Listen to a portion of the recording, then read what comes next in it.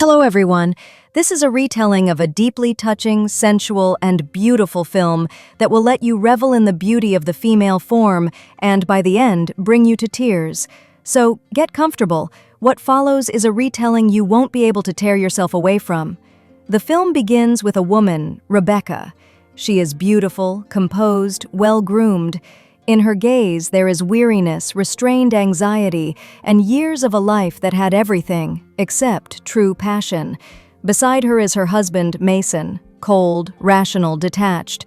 He hands her documents, asks her to sign them, calmly, as if it's just routine. There is no warmth between them, no shared glance, not even a hint of affection. This is no longer love. This is an arrangement. Rebecca has 3 grown children. She cares for them like a loving mother. On this day, a family dinner. One of her sons is engaged and everyone gathers around the big table. Laughter, conversation, wine, everything as it should be in a happy family. The next day, she meets her friends at a bar. Women's talk, glasses clinking, memories, laughter. But suddenly a girl approaches her. A friend of one of her friends. She sits beside Rebecca and starts asking questions that are too direct, too personal. Rebecca is flustered, her breath catches, everything inside her tenses. No one has ever gotten this close to her, not physically, not emotionally. It's a new, frightening experience. Something inside her stirs, and it terrifies her. When part of the group leaves, Rebecca stays with 2 friends, and as if tearing off a weight, she confesses something she's kept silent about her whole life. She has never had an orgasm, never. Her friends are shocked. Surprise, sympathy, confusion, it all plays across their faces. Meanwhile, in another part of town, we see Paris, a young woman, alone. She's in her apartment, on the floor, surrounded by canvases and paint. She paints as if trying to pull the pain out of herself. Flashes of memories, her love, her loss. In her eyes, a silent tragedy. She paints because otherwise she can't breathe. That evening, Rebecca finds herself among friends again, this time in the cozy home of a married couple, 2 women. There, over wine and conversation, an unexpected suggestion is made. One of her friends, gently, with irony and affection, proposes that Rebecca try what she's always been missing, intimacy, with a woman. Real, tender, delicate, through an escort agency. Rebecca is embarrassed, stunned, but doesn't refuse. She listens. Her friend assures her, it's not scary. She can change her mind at any time. Everything will be under control.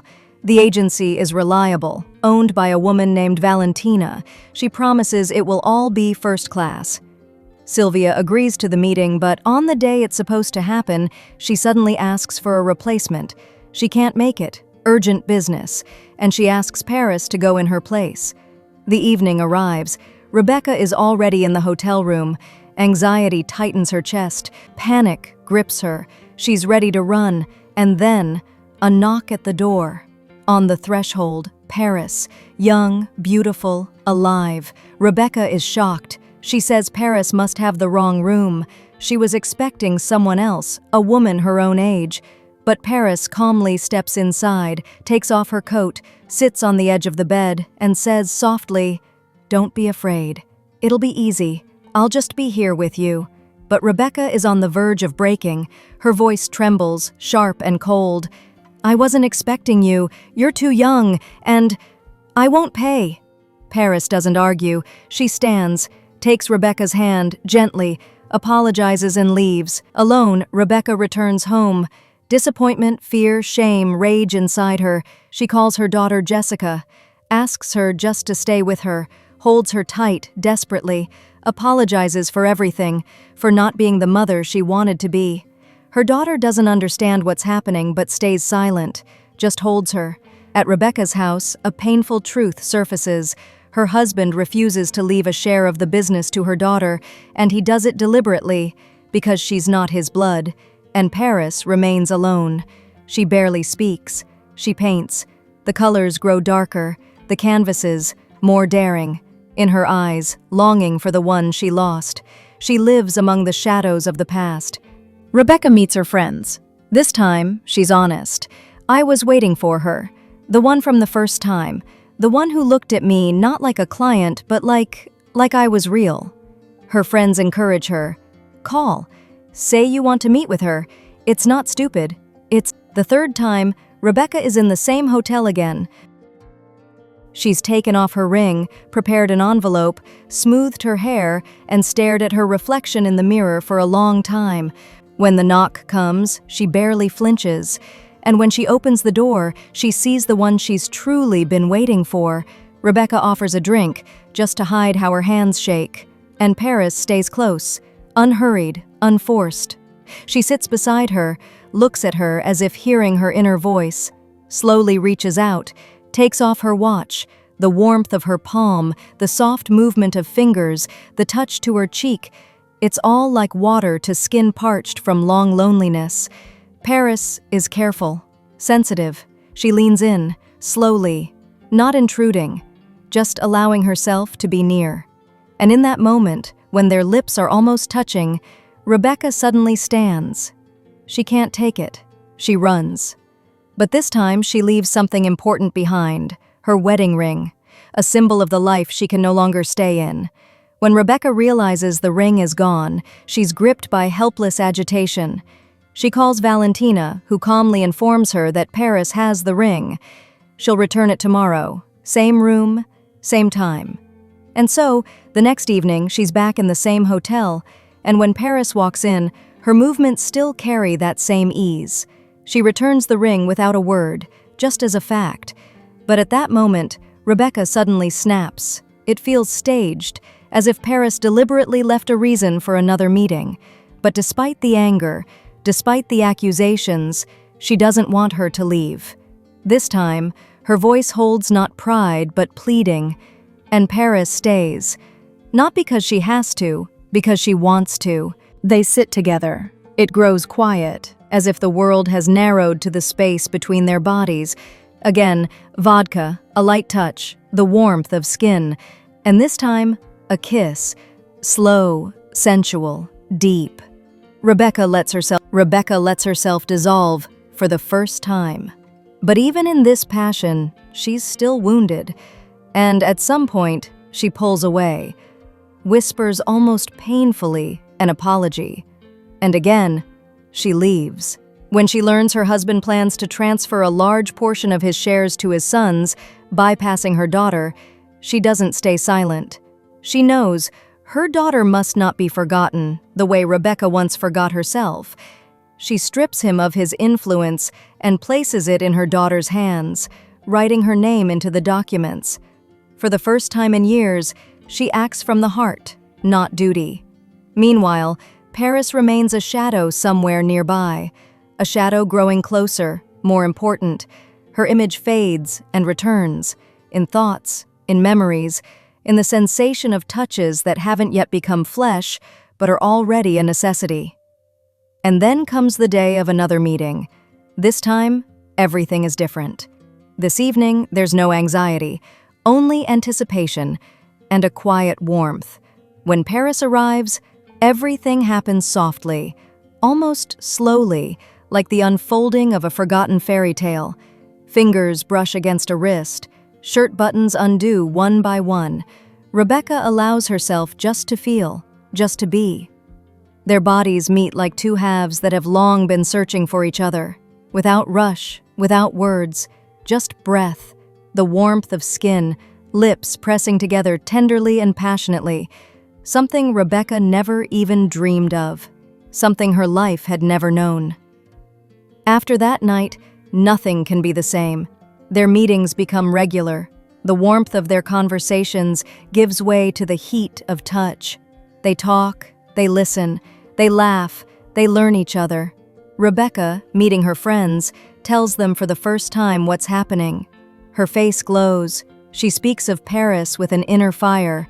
Rebecca admits, finally she feels alive, feels passion, attraction, desire, and she's no longer afraid. But life, as always, takes its turns. One evening, her children find documents, the words there, merciless. Someone in the family is terminally ill, and when Rebecca comes home, she asks them not to tell their father yet.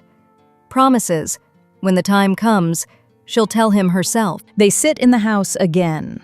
Everything as usual, silence, walls, familiar things. But between them hangs a weight he doesn't yet know.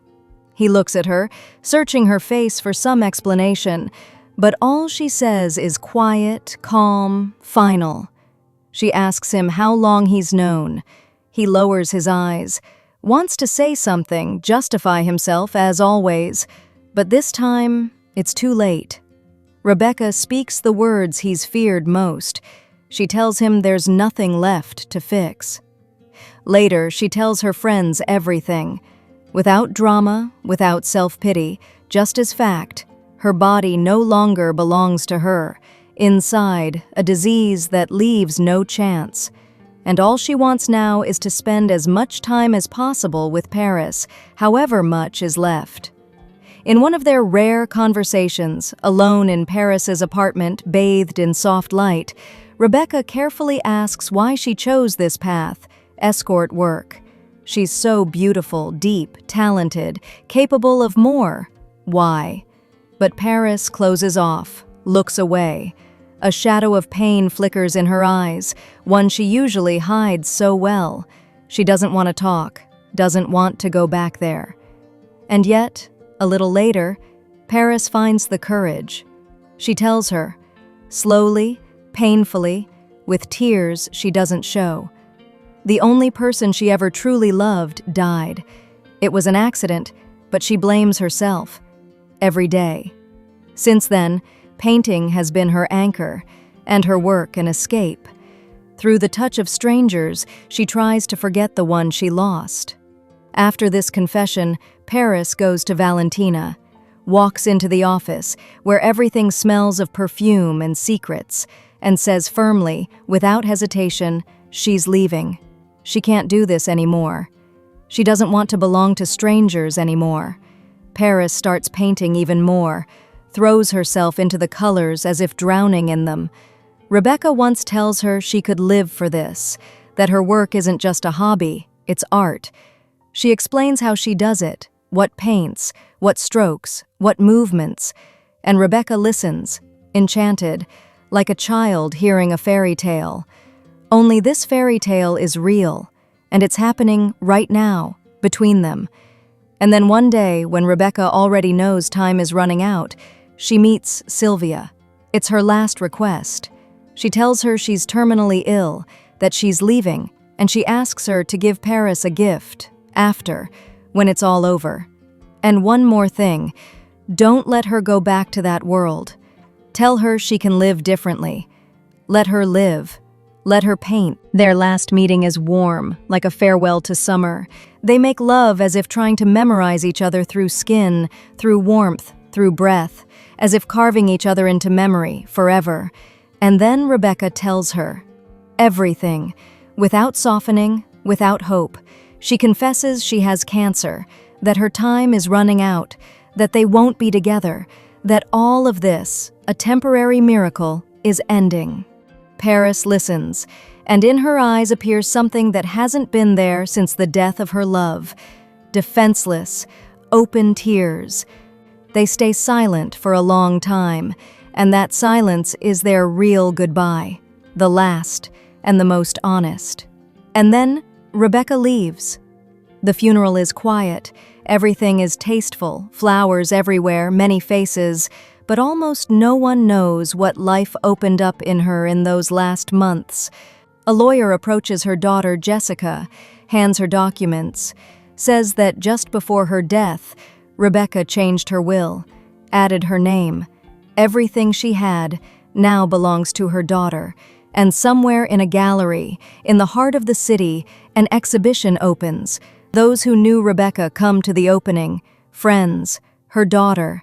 They see not just colors and shapes on the canvases, but the woman they lost and barely knew. And when Jessica approaches Paris, there's no awkwardness between them, just a look.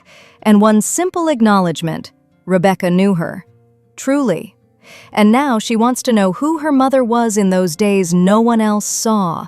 She asks to hear the story, and Paris smiles, sadly, but with warmth, because she still has the memory, because someone gave her life when she'd nearly buried herself, because love happened after all, and it remains. In brushstrokes, in lines, in lips, in skin, in her heart. Forever.